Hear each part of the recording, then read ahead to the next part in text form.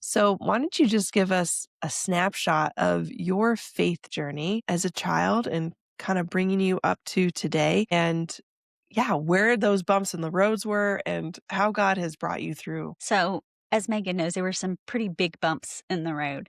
But starting off, he had what I thought of as the time as just this very idyllic childhood, middle class, mom and dad married, me and my brother going to church every Sunday. I was just very insulated, protected, and I thought everything is great. Everything's is groovy.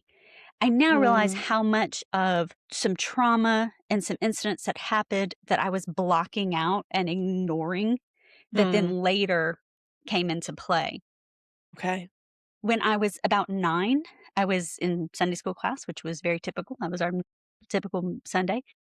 And when the teacher was talking, as she always did, about the gospel, it was literally Jesus talking to me that morning. And I thought, he means my sins. He died for Mm, me. Like it suddenly was very real that it wasn't this abstract thing that my parents had told me about, that it yeah, was yeah. something true. And so I went home and I told my mom, I was like, I was saved at church today. And she's like, that's sweet, Wow. sweetie. She didn't really think that at 9, I could truly understand the depth of the commitment instead of just, praying a prayer and, okay, now I'm a Christian and then I move on with my life. But that it truly being that commitment to follow Christ. But after several Mm, lengthy conversations with our pastor, they began to realize, oh no, Carolyn really did commit to Jesus. yeah. And so then I was baptized on Easter Sunday, which just meant the world to me to be Yeah. baptized on that celebration of his resurrection. So that was very, very special to me. That's Then awesome. life sort of went on. I was very much into the word. I was trying to evangelize all of my friends. I No. remember in high school, I was always the debater and always trying to be the apologist, trying to convince all of my friends that they needed Jesus.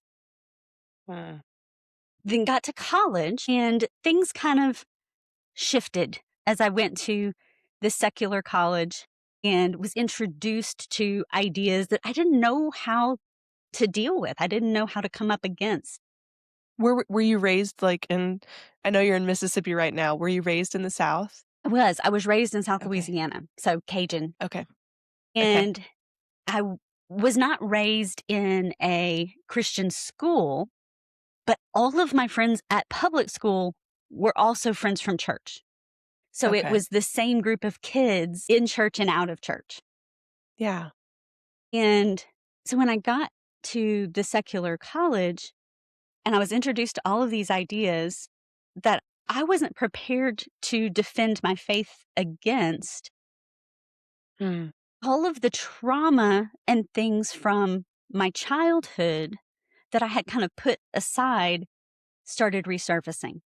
And I realized mm, that I had this wound of really wanting to feel like I was number one, that I was special, that I was mm, chosen. And Jesus mm, is the only one that can fill that wound. But I mhm. didn't have the language or support around Okay. that to understand that at the time.